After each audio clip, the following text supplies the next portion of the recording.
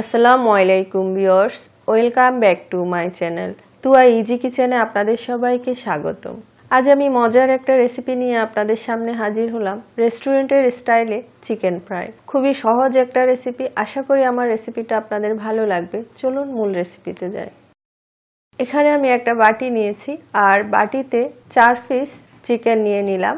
আমি মুরগির রানগুলো নিয়েছি, আপনারা আপনাদের পছন্দ মতো চিকেনের যে কোনো অংশ নিতে পারেন। রানগুলো আমি এইভাবে একটু করে ছুরি দিয়ে কেটে দিচ্ছি, দেখতে পাচ্ছেন, যাতে ভিতরে মশলাটা ঢুকে। চারপাশে একটু একটু করে কেটে দিলাম। এখন আমি মশলাগুলো মাখাবো। দিয়ে দিলাম সামান্য গোলমরিচের গুঁড়ি, হাফ চা চামচের থেকে কম দিলাম গুঁড়ি মরিচ। ধনিয়া জিরার গুঁড়ি দিয়ে দিলাম 1/4 চা চামচ, লবণ দিয়ে দিলাম 1/4 চা চামচ, টেস্টিং সল্ট দিয়ে দিলাম সামান্য একটু, আদা বাটা হাফ চা চামচ, রসুন বাটা হাফ চা চামচ, ভিনেগার দিয়ে দিলাম 1 চা চামচের মতো, সয়া সস দিয়ে দিলাম 1 টেবিল চামচের মতো। এখন সব একসাথে মেখে নিচ্ছি। চিনি দিয়ে দিলাম সামান্য, এতে টেস্টটা বাড়াবে। রেস্টুরেন্টগুলোতে টেস্টিং সল্ট ইউজ করা হয়, সেজন্য আমি একটু করে দিয়েছি, আপনারা না চাইলে বাদ দিতে পারেন। এখন সব একসাথে ভালো করে আমি মেখে নিলাম, দেখতে পাচ্ছেন। 1 ঘন্টার মতো রেস্টে রাখবো। ফিরে আসলাম 1 ঘন্টা পর। ময়দা দিয়ে দিচ্ছি 1.5 টেবিল চামচ। এখন আমি ময়দাগুলো মেখে নিচ্ছি।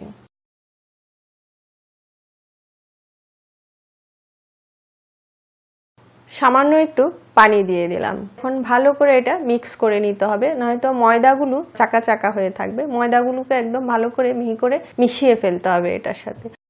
খুবই মজার একটা রেসিপি। পুরো রেসিপিটা ফলো করে তৈরি করেন, একেবারে রেস্টুরেন্টের টেস্টটা পাবেন। একবার তৈরি করে দেখবেন, আশা করি ভালো লাগবে। আমার রেসিপিটা যদি ভালো লাগে লাইক কমেন্ট শেয়ার করবেন, আমার চ্যানেলটি সাবস্ক্রাইব করবেন, আমার পাশে থাকবেন, অনুরোধ রইল সবার কাছে। দেখতে পাচ্ছেন কেমন হয়েছে। ময়দাটা এভাবে ভালো করে মিক্স করে ফেলতে হবে, দেখে হয়তো বুঝতে পাচ্ছেন। আর এটা পানি দেওয়ার কারণে এরকম ভালো করে একদম মিহি হয়ে যাবে, আর এইভাবে জয়েন্টটা আসবে, দেখে হয়তো বুঝতে পারছেন। এদিকে আমি তেলটা বসিয়ে রেখেছিলাম আর তেলটা গরম হয়ে গেছে, দেখতে পাচ্ছেন। এখন আমি এগুলো তেলে ছেড়ে দিচ্ছি।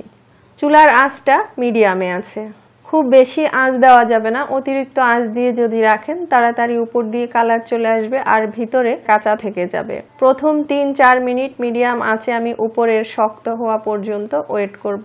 3-4 মিনিট পর আমি উল্টে দিচ্ছি। যখন দেখবেন দুই পাশ এরকম শক্ত হয়ে এসছে, তখন চুলার আঁচটা একটু কমিয়ে দিয়ে উল্টে পাল্টে এটা ভেজে নিতে হবে। প্রায় 10 থেকে 12 মিনিট সময় লাগবে। একটু সময় নিয়ে লো আঁচে যদি ভেজে নেন তাহলে ভিতরে কাঁচা থাকবে না এবং কালারটাও খুব ভালো আসবে। তো দেখতে পাচ্ছেন কি সুন্দর কালার এসছে। তো আমি কিছুক্ষণ পর পর উল্টে পাল্টে এটা নেড়ে চেড়ে ভেজে নিয়েছি।